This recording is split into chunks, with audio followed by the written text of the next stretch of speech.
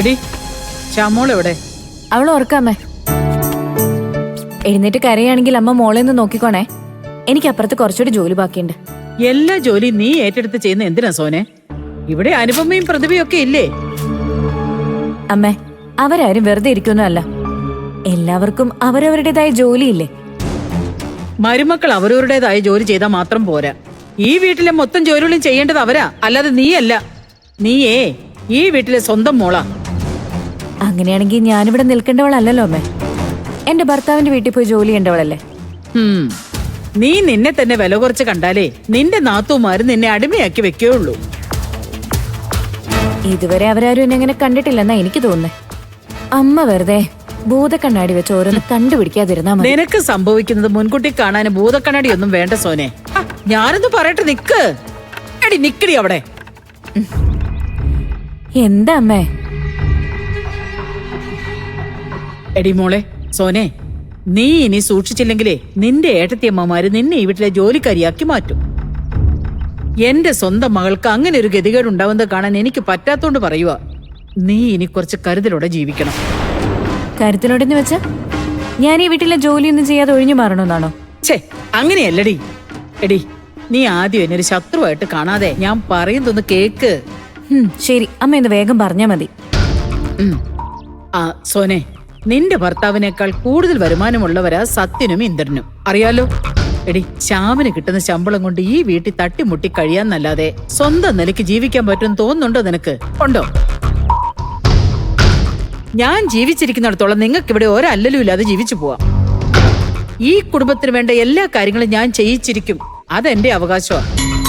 അതുപോരല്ലോ, എന്റെ കാലശേഷവും നിങ്ങൾക്ക് നല്ലൊരു ജീവിതം വേണ്ടേ? അതിന് നീ ഇവിടെ ഇങ്ങനെ അടുക്കള നിരങ്ങി കഴിയാതെ എന്തെങ്കിലും ഒരു കോഴ്സിന് ചേർന്ന് പഠിക്കാൻ നോക്ക്. പഠിക്കാൻ പോവാനോ? പഠിക്കാനുള്ള ടച്ചൊക്കെ വിട്ടുപോയമോ? എടി, ഇനി പഠിക്കാൻ പോയാലൊന്നും ശരിയാവില്ല. അയ്യോ എടി, നിന്നോട് കോളേജിൽ ചേർന്ന് പഠിക്കാനല്ല ഞാൻ പറയുന്നത്. എന്തെങ്കിലും ഒരു തൊഴില് പഠിക്കാനാ. തൊഴില് പഠിക്കാനോ? എന്തു തൊഴില്? പണ്ട് നീ വലിയ ഫാഷൻ ഡിസൈനർ ഒക്കെ ആവണമെന്ന് ആഗ്രഹിച്ചതല്ലേ? തൽക്കാലം നിനക്കൊരു ബ്യൂട്ടീഷ്യനെങ്കിലും ആകാൻ പറ്റുമോ? ബ്യൂട്ടീഷ്യൻ കോഴ്സിന് ചേരണമെന്ന് ഞാൻ നേരത്തെ ആഗ്രഹിച്ചതായിരുന്നു. അപ്പോഴല്ലേ പ്രഗ്നന്റ് ആയത്. ഇപ്പോഴും ഞാനത് പഠിക്കാൻ തയ്യാറാ. പക്ഷെ 3 മാസത്തെ കോഴ്സിന് ഭയങ്കര ഫീസാമേ. അതൊന്നും നീ അറിയണ്ട. ഫീസൊക്കെ ഞാൻ ഇന്ദ്രന്റെ കയ്യിൽ നിന്ന് വാങ്ങി തന്നോളാം. ഞാനിപ്പോ എന്തു പറഞ്ഞാലും അവൻ ചെയ്യും സോനെ, നിനക്കറിയാലോ. അതറിയാം. എന്നാലും നമ്മൾ ഏട്ടനെ വീണ്ടും വീണ്ടും ചൂഷണം ചെയ്യുന്നത് ശരിയല്ല. ഇതിലൊരു ചൂഷണമൊന്നും ഇല്ല സോനെ. ഞാൻ അവനെ വളർത്തി ഒരു നിലയിൽ എത്തിച്ചില്ലേ. നിന്നെ സത്യനെ അത്രയ്ക്ക് നന്നായി വളർത്തിയെടുക്കാൻ എനിക്ക് പറ്റിയില്ല. അപ്പൊ പിന്നെ നിങ്ങൾ രണ്ടുപേരെയും ഒരു നിലയ്ക്ക് എത്തിക്കേണ്ട ഉത്തരവാദിത്വം ഇന്ദ്രനില്ലേ സോനെ?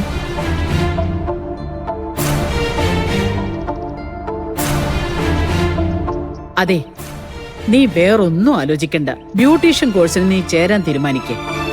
ഫീസിന്റെ കാര്യമൊക്കെ ഞാൻ ഏറ്റു. അതുമാത്രമല്ല, നീ പഠിച്ചിറങ്ങിയ ഉടനെ സ്വന്തമായൊരു ബ്യൂട്ടി പാർലറും ഇന്ദ്രനോട് പറഞ്ഞിട്ട് തന്നിരിക്കും. അമ്മ, ഇതൊക്കെ നടക്കുന്ന കാര്യമാണോ? മോളെ, സുശീല ഒരു കാര്യം തീരുമാനിച്ച അത് നടത്തിയിരിക്കും. അത് നിനക്കറിയാലോ. നീ മര്യാദയ്ക്ക് ഞാൻ പറയുന്നത് കേട്ട് എങ്ങനെയെങ്കിലും സ്വന്തം കാലിൽ നിന്ന് നിൽക്കാൻ നോക്ക്. ഇല്ലെങ്കിലേ നാളെ എല്ലാവരും നല്ല നിലയിൽ ജീവിക്കുമ്പോ നീയും ഭർത്താവും കുഞ്ഞും അപ്പാവികളായി കഴിയേണ്ടി വരും. ശരി അമ്മേ, ശ്യാമേട്ടനായിട്ട് ഞാനൊന്ന് ആലോചിക്കട്ടെ.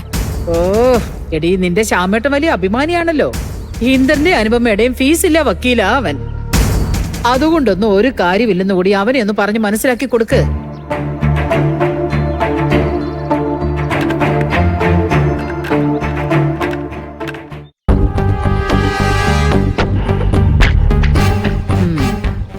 ഇവള് ക്ലാസ്സിന് പോയ ആ ജോലി കൂടി അനുപമ ചെയ്യേണ്ടി വരും.